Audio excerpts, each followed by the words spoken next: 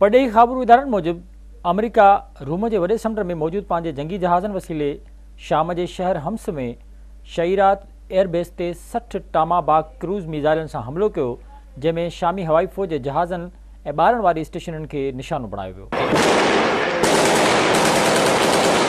अरब media जे रिपोर्टनि मूजिब America शाम में शहीरात airbase के निशानो बणायो, जंहिंमें केतिराई जहाज़ तबाह थी विया, जॾहिं त एयरबेस जे बुनियादी ढांचे ऐं औज़ारनि खे बि नुक़सानु पहुतो आहे।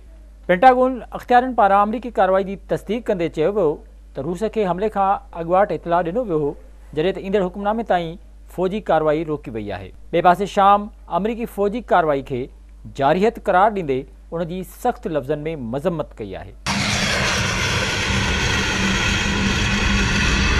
अमरीकी सदर डोनाल्ड ट्रम्प जो चवणो हो त सदर बशार अल असद जे रवैये खे केतिराई भेरा तब्दील करण जी कोशिश कई, पर हुन पंहिंजे माण्हुनि ते कीमियाई हथियारनि सां हमलो कयो, जेको क़बूल करण जोॻो न हो।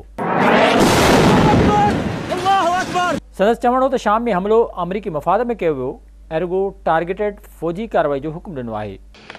Tonight I ordered a targeted military strike on the airfield in Syria from where the chemical attack was launched.